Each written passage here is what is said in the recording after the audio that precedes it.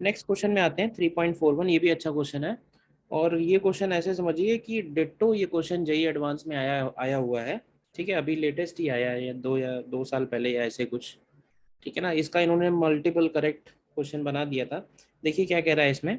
A point electric dipole with moment p is placed in external uniform electric field. Dipole है, external uniform electric field whose strength equals E naught with P parallel to E naught. यानी जो dipole रखा हुआ है और जो external electric field है, both are parallel. तो लेट अस सपोज कि एक्सटर्नल इलेक्ट्रिक फील्ड ये है E नॉट, और डाइपोल का डायरेक्शन भी यही है। अब इसमें कह रहा है in this case one of the equipotential surfaces one of the equipotential surfaces enclosing the dipole forms a sphere, then find the radius of this sphere। तो देखिए सबसे पहले तो इक्विपोटेंशियल सर्फेसेज हमको मालूम है क्या होती हैं। इक्विपोटेंशियल सर्फेसेज जिन पे पोटेंशियल कांस्टेंट रहता है, और खास बात ये होती है कि जो रिजल्टेंट इलेक्ट्रिक फील्ड होगा वो इक्विपोटेंशियल सरफेस के हमेशा परपेंडिकुलर होगा। अब रिजल्टेंट इलेक्ट्रिक फील्ड का मतलब हुआ एक तो एक्सटर्नल इलेक्ट्रिक फील्ड है और एक डाइपोल की वजह से भी इलेक्ट्रिक फील्ड होगा। अब क्योंकि हमें जनरल पॉइंट पे कमेंट करना है, तो हम लोग डाइपोल से भी एक काम करते हैं। डाइपोल से जनरल पोजीशन थीटा पे हम एक पॉइंट लेते हैं और इस पॉइंट पे हम स्टडी करते हैं। तो देखिए डाइपोल की वजह से जो इलेक्ट्रिक फील्ड होगा उसके दो कंपोनेंट होंगे। ये हम लोगों ने ऑलरेडी देखा है कि डाइपोल की वजह से अगर इलेक्ट्रिक फील्ड फाइंड करना है तो उसके दो कंपोनेंट होते हैं, E R and E theta. ठीक है ना, जिसमें ई आर की वैल्यू होती है K into 2p cos theta upon R cube, और ई थीटा का वैल्यू बनेगा K into P sine theta upon R cube. ये हम डाइपोल की कंपोनेंट करके निकालते हैं, ऑलरेडी थ्योरी में स्टडीड है। ठीक है ना। अब यहाँ पे एक्सटर्नल इलेक्ट्रिक फील्ड भी इसी पॉइंट पे है, तो ये वेक्टर भी हम लोग इसी डायरेक्शन में बना लेते हैं।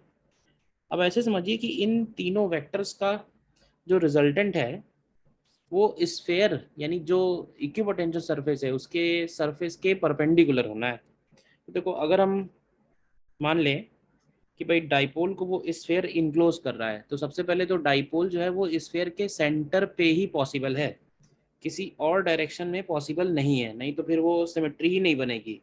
तो मैं एक काम करता हूँ, ये एक स्फेयर इमेजिन कर लेते हैं कि लेट अस सपोज ये स्फेयर है। ठीक है, ये एक स्फेयर हो गया। ठीक है, इसके सेंटर पे डाइपोल है, और